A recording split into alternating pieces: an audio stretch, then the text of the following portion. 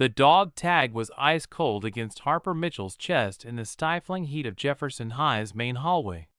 5 years since her father's funeral, and that piece of metal still carried his final promise.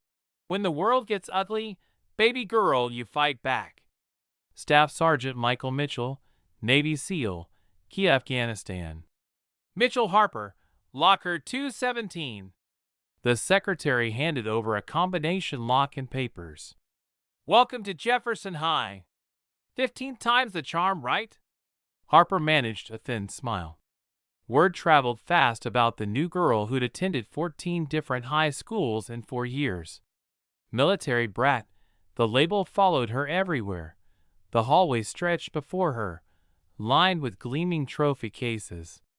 State championships, academic excellence awards dating back decades. Harper recognized the type. Jefferson High was old money wrapped in new paint, where family names mattered more than merit. She found Locker 217 between a vote Tyler Brennan poster and college acceptance letters. Harvard, Yale, Princeton, MIT. You were in my spot. Harper turned to find a boy from a prep school catalog. Perfectly styled blonde hair, designer polo, confident smile. Your spot?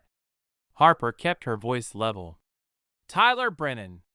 Student body president, varsity captain. My dad runs this place. That locker's been mine since freshman year. Funny, because the office just assigned it to me. Tyler's smile never wavered, but something cold flickered in his eyes. Mitchell, like the bomber? That's unfortunate. The comment hit like a physical blow. Her father died stopping a suicide bomber in Kandahar. 43 kids went home because Staff Sergeant Michael Mitchell ran toward danger. Excuse me? Tyler shrugged. Some names carry baggage. We prefer students who focus on their futures instead of dwelling on the past. Harper spun the combination lock with steady fingers. Thanks for the warm welcome. Jefferson has a reputation to maintain, Tyler said quietly. Academic excellence, moral character, standards that attract the right kind of families. And what kind would that be? The kind that doesn't need special accommodations disrupting the learning environment. Tyler's smile sharpened. Nothing personal. Just looking out for the greater good. A girl with dark hair appeared at Tyler's shoulder, clutching papers like armor. Tyler, Mrs. Henderson wants to see you about the SAT prep session, she whispered. Thanks, Lily. See, this is dedication. Lily Chen, our former valedictorian candidate. Well, former everything, really. Lily flushed red but didn't respond. Harper caught the pain in her eyes. We'll continue this later, Mitchell, Tyler said, striding away. Lily lingered, shooting Harper a look of warning or apology. Be careful, she whispered, then hurried after Tyler. During third period calculus, Harper noticed the pattern. Outstanding work on the practice SATs, Mr. Davidson announced, posting results. 17 of you scored above 1,500. That's remarkable consistency. Tyler Brennan 1580, Marcus Chen 1570, Jake Morrison 1560. Scores hovering in an impossibly narrow range. Her mother taught her to spot statistical anomalies. In fraud investigations, perfect consistency was the first red flag. Harper photographed the board. The pattern continued through other classes. Same names always at the top. At lunch, Lily Chen sat across from her. You are investigating something. Harper closed her notebook. Just understanding how things work. No. You're looking at the scores, the patterns. Lily's voice strengthened. Tyler Brennan couldn't spell derivatives 6 months ago. Now he's outscoring MIT applicants. How? Jake Morrison's uncle handles IT for the testing center. Marcus Chen's family owns the prep building. They're logging into the database and changing scores. Why, tell me? Lily's laugh was bitter. I used to be valedictorian with a Stanford scholarship. When I refused to help them, my grades mysteriously dropped. Teachers ignored me. My Stanford acceptance got revoked. She pulled out a flash drive. 6 months of evidence. Screenshots, conversations, transactions. Everything except courage to use it. Why now? Because Tyler's desperate. Admissions offices are asking questions. He's eliminating problems, including transfer students who ask too many questions. Lily glanced at Tyler's table. Be careful. His father's not just principal. He's connected to school board, district officials, state education. They've built this network for years. After the final bell, Tyler and his crew positioned themselves near her locker. The hallway quieted as students sensed tension, phones out and recording. Mitchell, we need to talk. Tyler blocked her path, flanked by Marcus Chin and Jake Morrison. Nothing to talk about. I heard you've been asking questions. Spreading rumors about Jefferson's achievements wouldn't just be wrong, it would be dangerous. Define dangerous. The kind that gets your mother's FBI cases reassigned. The kind that gets transfer students sent to alternative schools. Tyler stepped closer. I looked into your record. 14 schools, disciplinary issues, fighting. A pattern of instability. Harper's jaw tightened. All of that could disappear if you demonstrated you understand how to be a team player. Marcus laughed. She's military brat trash. Doesn't belong here anyway. Harper thought of her father's dog tag, of Lily watching her future dissolve, of every kid who'd worked themselves to exhaustion only to watch connected cheaters steal their spots. You're right, Harper said quietly. I don't belong here. Tyler smiled with satisfaction. I belong somewhere with actual honor and integrity. Somewhere they don't steal from kids who've earned what they can't buy. You want to do this the hard way? Marcus, Jake, show her what happens to girls who don't know their place. Marcus pulled out a box cutter. The blade caught the light. Jesus, Marcus. Jake stepped back, pale. What the hell? Problem solved, Tyler said. One accident, and our troublemaker learns to keep quiet.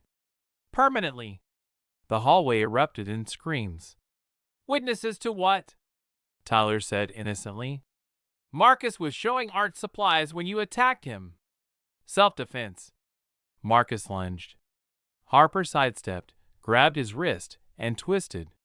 The box cutter clattered as Marcus screamed and dropped to his knees. Tyler produced scissors and lunged, not at her face, but her clothing.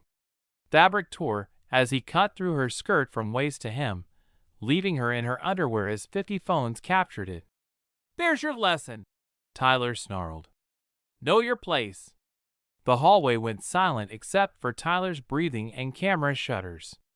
Wrong move, Harper said quietly. Her spinning heel kick caught Tyler in the solar plexus. He flew backward into the trophy case, which exploded in glass and metal. The hallway erupted in cheers as 50 smartphones captured his humiliation. Miss Mitchell, Coach Williams said calmly, we need to talk. But Tyler, gasping on the floor, looked at her with pure hatred. This wasn't over. After school, Jake Morrison appeared pale and shaking. Harper, wait. I'm trying to keep you alive. He showed her texts. Problem solved tonight. Make it look accidental. House fire. Her mom's in Denver till tomorrow. Who sent these? Tyler's dad. Principal Morrison. Jake showed her the contact list. Judge Patricia Brennan, Senator Robert Chin, Superintendent David Walsh, District Attorney Michael Foster. My uncle's been helping them for 2 years. Changing grades, test scores, records.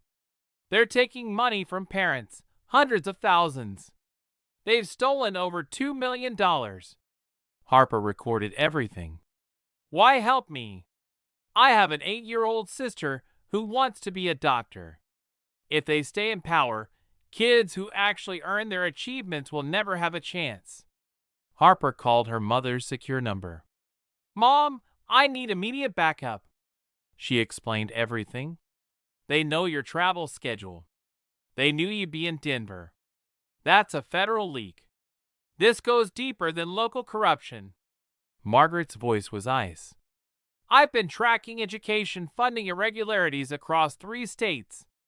If Jefferson's connected, we're looking at Department of Education officials, federal judges, congressional staff." Harper's phone buzzed. "Come home now, or your mother's plane has mechanical problems. They just threatened your flight. I'm calling in a full FBI response team. Get out now." Car engines approached. Harper slipped out the back as pounding started at the front door. Through the window, she saw 6 men with gasoline containers at her neighbor's yard. A flashlight caught her. Tyler stepped out with 2 men. One held zip ties, the other chloroform.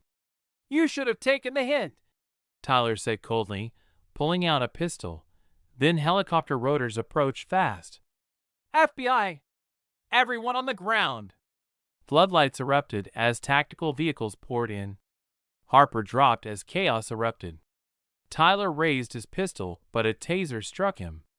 Within minutes, everyone was in custody. Agent Sarah Chin gave Harper a thermal blanket. "Your mother's plane just landed." "But Harper, what you uncovered goes far beyond Jefferson High. 6 school districts, 3 states, 47 arrests. They've stolen over $12 million and destroyed hundreds of kids' futures. What happens now?